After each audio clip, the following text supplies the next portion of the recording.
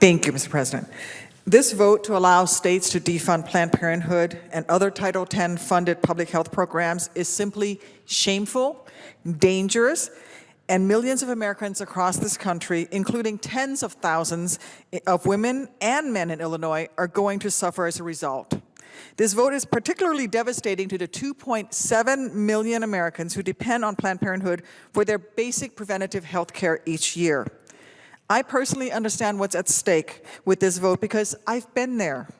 When I was working my way through college as a waitress, with the help of Pell Grants and student loans and student work study, I relied on Planned Parenthood for my basic health care, for services that are just as simple as a simple physical that I needed to get that waitressing job.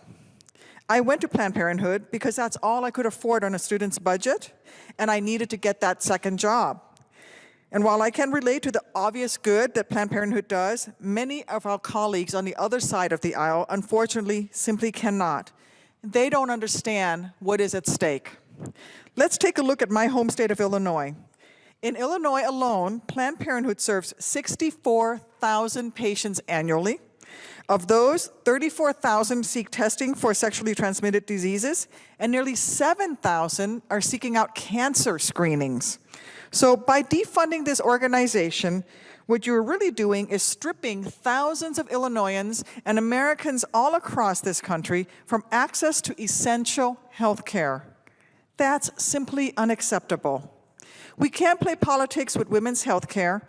Planned Parenthood should be able to do their jobs and continue providing quality care and services without fear of partisan or discriminatory attacks. The bottom line is that Planned Parenthood is one of the nation's largest women's health care providers, and this is essential to the health of our families and our country. This vote makes taking away not just Planned Parenthood's funding, but funding from any organization that receives Title X funding easier, turning women around the country into second-class citizens and harming millions of Americans in the process.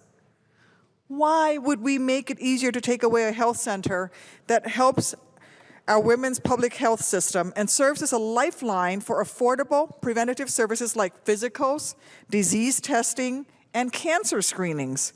Women and men all over the country need these services.